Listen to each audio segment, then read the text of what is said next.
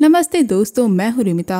दोस्तों, जब हम लोग छोटे थे तो अक्सर हमारे बड़े हमसे कहते थे कि अंधेरा होने के बाद घर से बाहर नहीं निकलना चाहिए। और हमने अपनी दादी नानी से ऐसी कई डरावनी कहानियाँ भी सुनी हैं। और आज की मूवी इसी पे बेस्ड है, जो कि है वक्त मगरिब। ये मूवी मगरिब के समय यानी कि सूरज डूबने के मिथकों से संबंधित है। इंडोनेशिया में ये मूवी 9 फरवरी 2023 में रिलीज हुई है, जिससे इंडोनेशिया के वो लोग रिलेट कर सकते हैं जो 2010 से पहले जन्मे हैं। इस मूवी ने 1.2 मिलियन व्यूज 13 दिन में ही कमा लिए हैं। So without wasting any time, let's get into the horror coaster ride of this movie.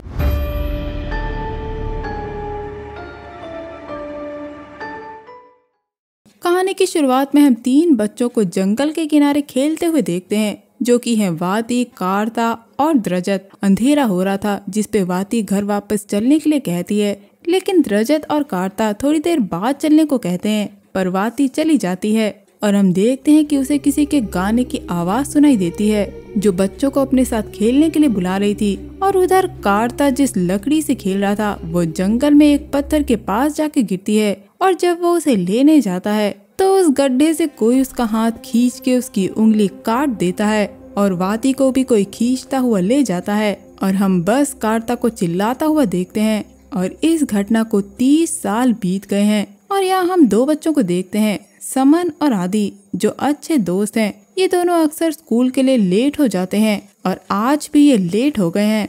ये लोग जंगल के रास्ते स्कूल जा रहे होते हैं, जब इन्हें एक पागल मिलता है, जिसे देख के ये लोग डर जाते हैं। स्कूल लेट पहुंचने की वजह से इनकी स्कूल टीचर मिस वोरो इन्हें स्कूल के बाद रोक कर इन्हें पनिशमेंट देती हैं। हम आयु को देखते हैं, जो क्लास की टॉपर है और मिस वोरो की फेवरेट स्टूडेंट। मिस वोरो उसे एक पेन देती हैं, जिसे लेकर आयु वहाँ से चली जाती है। दोस्तों, समन शहद की बोतलों को आयु के पिता को बेचता था, और आज वो उन्हें नहीं लाया था। इसलिए आयु के पिता समन से कहते हैं कि अगर वो शहद नहीं बेचना चाहता तो वो उन्हें बता दे, जिसपे समन कहता है कि वो कल सारी बोतलों को ले आएगा।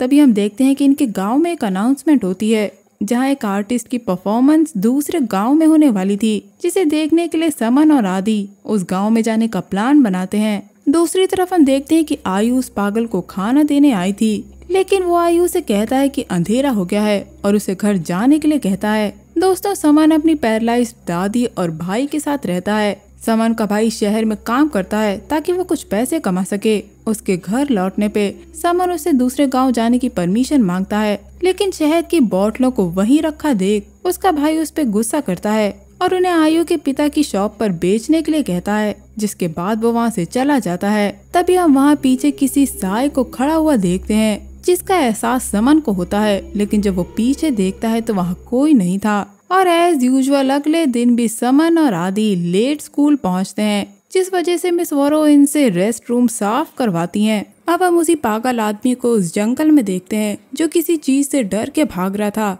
और अब अंधेरा होने वाला था और आसमान लाल हो चुका था। इधर समन और आदि दूसरे गांव जाने के लिए गाड़ी वाले से लिफ्ट मांगते हैं, और वो ड्राइवर इन्हें लिफ्ट दे देता है। जिसके बाद ये रास्ते में मिसेस वोरो के बारे में बात करते हैं। जब आदि कहता है कि अगर मिसेस वोरो नहीं होंगी तो लाइफ कितनी अच्छी होगी, जिसपे समन कहता है कि काश वो मर जाए। ये सुनकर उस गाड़ी का ड्राइवर समन को टोकता है और उसे ऐसी बात करने से मना करता है। इधर हम मिसेस वोरो को अपने घर पर देखते हैं, जिनके घर का दरवाजा अपने आप खुल जाता है, जिसे वो बंद करके अंदर काम करने जाती हैं, लेकिन वो दरवाजा फिर से खुल जाता है। और तभी वो पीछे से आती आवाज सुनती हैं, और हम एक शैतान को देखते हैं, जो उनके पीछे हवा में लटक रहा था।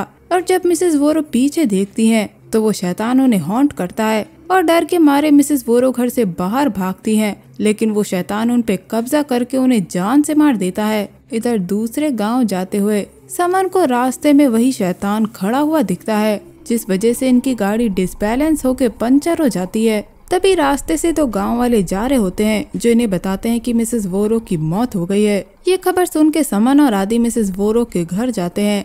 आदि को लगता है कि ये सब इसीलिए हुआ है क्योंकि समन ने कहा था कि काश मिसेस वोरो मर जाए, लेकिन समन इसको सिर्फ इत्तेफाक मानता है। अगले दिन गांव वाले मिसेस वोरो की डेड बॉडी को दफनाने वाले थे। तभी समन को मिसेस वोरो के चेहरे में शैतान का चेहरा नजर आता है, और वो डर के मारे चिल्लाता है। जिसके बाद गांव वाले मिसेस वोरो की डेड बॉडी एम्बुलेंस में रखते हैं, और समन देखता है कि मिसेस वोरो की डेड बॉडी एम्बुलेंस से गायब हो जाती है। और गांव वाले उसे अजीब ढंग से घूर रहे थे, जिसके बाद मिसेस वोरो उसे हॉन्ट करती हैं और ये सपना समन देख रहा था। और अब आदि अपने दोस्त के पास आता है और उससे स्कूल चलने के लिए कहता है, क्योंकि स्कूल में नई टीचर आने वाली हैं।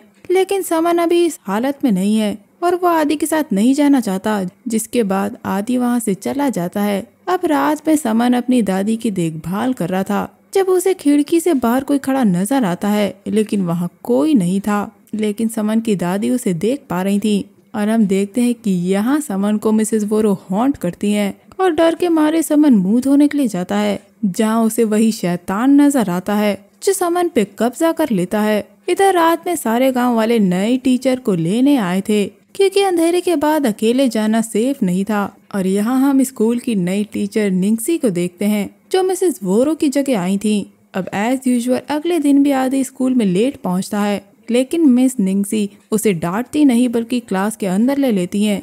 ये देखकर आदि खुश था। और उसी दिन समन का भाई वापस शहर से गांव आता है और आयु के पिता की दुकान पे जाके बेचे हुए शहद के पैसे मांगता है। जब आयु के पिता बताते हैं कि समन ने पिछले दिनों कोई भी शहद नहीं बेचा है, ये सुनकर उसका भाई गुस्से से घर आता है और समन को मारने लगता है। लेकिन हम साफ देख सकते हैं कि समन अब अपने होश में नहीं था। उसके चेहरे पे अजीब सा एक्सप्रेशन था और वो अपने भाई से कहता है कि वो चाहता है कि वो मर जाए। जिसके बाद उसके भाई को भी वही शैतान दिखता है जो उस पे कब्जा कर लेता है और समन अपने भाई पे चाकू से बार बार वार करके उसे जान से मार देता है। जिसके बाद वो बेसुध हालत में बाहर चला जाता है।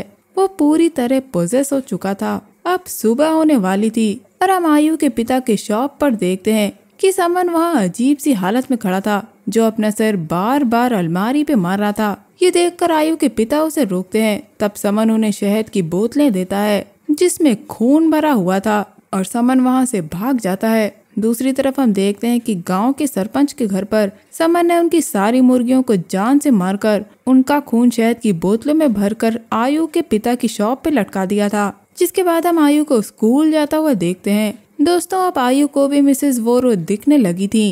वो जब क्लास में बैठी होती है तो मिसेस वोरो उसे हॉन्ट करती है, जिससे आयु काफी डर जाती है और अब वो घबराई हुई सी घर लौटती है। और यहाँ उसे गांव वालों से पता चलता है कि समन अजीब हरकतें कर रहा है। और अब सच पता लगाने के लिए गांव का सरपंच, आयु का पिता और एक पुलिस वाला समन के घर जाते हैं। और समन के घर पे जाने पे गांव वालों को समन के भाई की लाश बुरी हालत में मिलती है। समन का भाई मर चुका है। ये बात आदि और आयु को भी पता लग जाती है और अब ये लोग समन को ढूंढने के लिए जंगल की तरफ जाते हैं, क्योंकि आदि और समन अक्सर नदी के पास खेला करते थे। आदि को समन नदी में पजेस्ड हालत में खड़ा हुआ मिलता है और आदि उसे होश में लाता है और समन वहीं बेहोश हो जाता है। जिसके बाद समन को घर लाया जाता है और हम देखते हैं कि वो एक गाना गुनगुना रहा होता है। गांव वालों को समझ में नहीं आ रहा था कि आखिर समन के साथ हुआ क्या है। तभी मिसेस निंगसी एक बार समन से बात करने के लिए कहती हैं। टीचर के काफी ट्राई करने के बाद भी समन कुछ नहीं बोलता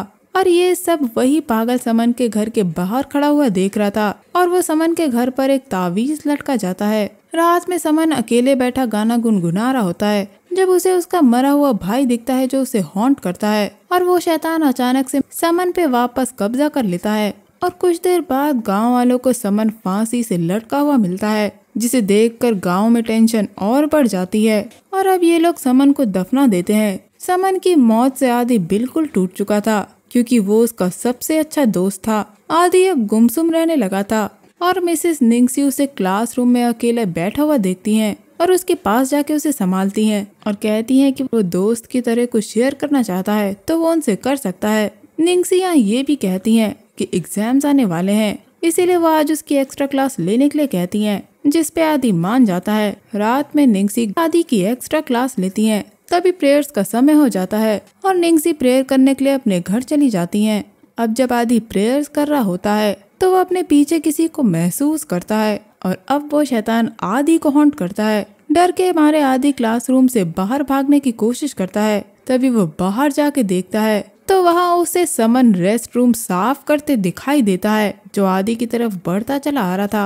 और अब उस शैतान ने आदि पे कब्जा कर लिया था और अब आदि अपने घर के एक कोने में खड़ा होकर अपना सर दीवार से मार रहा था और हम उसकी आंखों को एकदम सफेद देखते हैं, जब उसके पिता उसे बुलाने आते हैं। अब घर से बाहर आने पे आदि के पिता भी उस पागल को अपने घर के बाहर देखते हैं और उसने आदि के घर में भी वही ताबीज लटका दी थी जिसे आदि के पिता देख लेते हैं। अगले दिन आयु को आदि एकदम गुमसुम बैठा हुआ दिखता है। वो उससे पूछती है लेकिन आदि कुछ नहीं कहता। आयु जब स्कूल से वापस घर जा रही होती है तो उसका वही पेन बैग से गिरता है जो उसे मिसेस वोरो ने दिया था और तभी उसे मिसेस वोरो दोबारा हॉन्ट करती हैं, जिसे देखकर आयु डर जाती है और क्लासरूम में वापस आदि को ढूंढने जाती है लेकिन आदि वहाँ नहीं था। डर के मारे आयु वापस अपने घर चली जाती है। अब अंधेरा होने वाला था और हम वही गांव के दूसरे बच्चे को बाहर खेलता हुआ देखते हैं जिसे वापस वही गाना सुनाई देता है जो स्टार्टिंग में वाती को सुनाई दिया था और पजस राधी उस बच्चे को जंगल में बुलाता है और अब वो बच्चा गायब हो चुका था, जिसके बाद गांव वाले आदि और उस बच्चे को जंगल में ढूंढते हैं। अगले दिन हम देखते हैं कि मिस निंगसी आयु को अंधेरा होने के बाद सीधे घर जाने के लिए कहती हैं। गांव में डर का माहौल हो गया था। अंधेरा होते ही हर कोई अपने बच्चे को घर के अंदर ले जाता है, लेकिन आयु अपने पिता से कहती है कि वो दुआ करने के लिए जा रही है और उसके पिता उसे घर जल्दी वापस आने के लिए कहते हैं। इधर मस्जिद खाली पड़ा था। वहाँ पे इमाम और गांव का सरपंच था। तभी सरपंच देखता है कि वहाँ खून गिरा हुआ था और इन्हें वहाँ के ड्रम में एक बच्चे की लाश मिलती है। इधर आयु जब जंगल से जा रही होती है तो उसे आदि पजेस्ड हालत में मिलता है जो आयु को मारने के लिए सीधा उसकी तरफ दौड़ता है और आयु अपनी जान बचाने के लिए भागती है। तभी उसे गांव की एक औरत देख लेती है और आयु को अपने घर के अंदर ले लेती है और आदि दरवाजे पे बार बार वार करके अंदर आने की कोशिश कर रहा था और वो उस औरत के घर के पीछे के दरवाजे से अंदर आ जाता है। वो आयु को मारने ही वाला था। तभी गांव का गार्ड उसके सर पे वार करके उसे बेहोश कर देता है। इधर आयु के पिता को अपनी शॉप पे अजीब सी चीज दिखती है और जब वो पास जाते हैं तो वो समन की लाश थी, जिसे देखकर वो डर जाते हैं। इधर गांव वाले आदि को होश में लाने की कोशिश करते हैं, जिसके लिए ये लोग दुआ पढ़ रहे थे और वहाँ का इमाम आदि को होश में लाता है। जिसके बाद गांव वाले आपस में बात करते हैं कि आखिर गांव में होने वाली अजीब घटनाओं के पीछे कौन है। तब गांव का गार्ड गांव वालों को बताता है कि जिस बच्चे को आदि अपने साथ जंगल में लेके गया था वो उसे समन की ग्रेव पे लेके गया था। जिसके बाद आदि ने समन की कब्र खोल के उसकी लाश निकाल ली। जिसके बाद उसने समन की लाश को आयु के पिता की शॉप पे रख दिया। अब आदि के पिता इन्हें बताते हैं कि उन्होंने उस पागल को घर के बाहर देखा था जिसने उनके घर में ये तावीज लटका दी थी। और तब आयु के पिता भी बताते हैं कि उन्होंने ऐसा ही तावीज समन के घर के बाहर देखा था जब उसके भाई की मौत हुई थी। अब गांव वाले उस पागल आदमी के घर पे जाके सब सच पता लगाने के लिए कहते हैं। जब निंगसी उन्हें रोकती हैं और कहती हैं कि उन्हें जल्दी किसी निष्कर्ष पे नहीं पहुंचना चाहिए, लेकिन फिर भी गांव वाले उसके घर पहुंच जाते हैं जहां हम उस पागल आदमी को तावीज पे कुछ पढ़ता हुआ देखते हैं। तभी गांव वाले उसे घसीटते हुए घर के बाहर लाते हैं और उससे उस तावीज के बारे में पूछते हैं और गाँव वाले उसे पीटना शुरू कर देते हैं। जिसके बाद सरपंच उसे अपने घर पे बंद रखने के लिए कहता है। इधर हम आयु को देखते हैं जिसे तेज बुखार था। तभी उससे मिलने उसकी टीचर आती हैं और उसे जल्दी ठीक होने के लिए कह के वहाँ से चली जाती हैं। आयु को वापस यहाँ मिसेस वोरो दिखती हैं। उधर आदि के घर पे उसके पिता उसे साथ में चल के दुआ करने के लिए कहते हैं और हम आदि को फिर से पजेस्ड देखते हैं।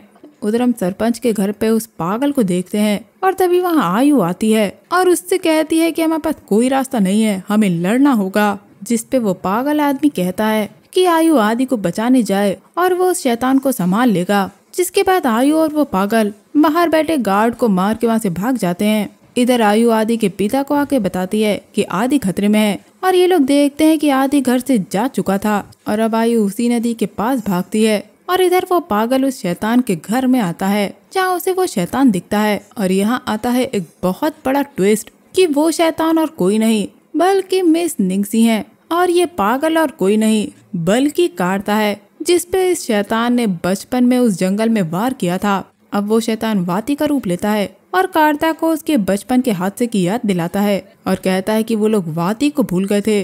दरअसल वाती को जब खींच के ले जाया गया था तो वो जंगल में ही बेहोश हो गई थी और जब उसे होश आया तो शैतान द्रजत की लाश के साथ खड़ा था, जिसे मारने के बाद उसने वाती को अपने कब्जे में ले लिया और उसे भी जान से मार दिया। प्रेजेंट में कार्ता उस शैतान को वही तावीज दिखाता है, लेकिन उसका उस शैतान पे कोई असर नहीं होता और वो कार्ता को हॉन्ट करता है। कार्ता समझ गया था कि उस शैतान को बचाने का रास्ता है कि उस पत्थर को जला दिया जाए जहाँ पे उसकी उंगली काट दी गई थी।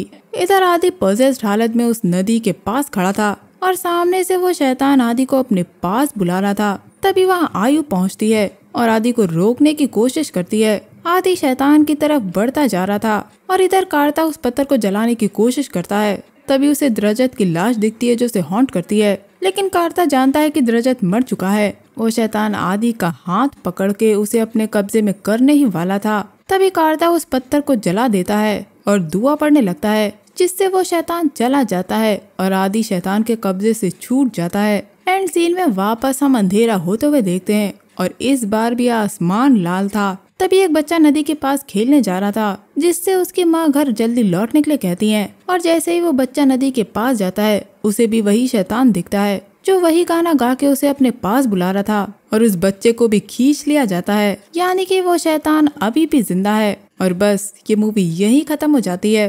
तो दोस्तों अब मैं बताती हूँ कि आखिर हुआ क्या। आपको याद होगा वो सीन जब आयु डर के मारे घर वापस लौट रही थी, तो जंगल में उसे कार्ता मिला था जो उसे अपने साथ ले गया और आयु को सारा सच बताया कि गांव में इस वक्त जो हो रहा है वो ठीक वैसा है जो 30 साल पहले उस गांव में होना शुरू हुआ था। कार्ता ने आयु को बताया था कि उसकी टीचर यानी कि मिस निंगसी एक जिन है जिसे ब्लैक मदर कहा जाता है, जो बच्चों का शिकार करके उसे खाती है और इसीलिए गांव के बच्चे एक एक करके मर रहे थे। कार्ता ने वो तावीज आयु को देकर उसे अपनी टीचर को देने के लिए कहा था और अगर उसकी टीचर इस पर रिएक्ट करती है तो मतलब कि वो जिन है। और वो तावीज आयु ने अपनी टीचर निंगसी को दिया था, जिसपे उन्होंने 2 पल के लिए रिएक्ट किया था, लेकिन उसके बाद वो नॉर्मल बिहेव करती हैं। और वहीं आयु समझ गई थी कि उसकी टीचर ही एक जिन है।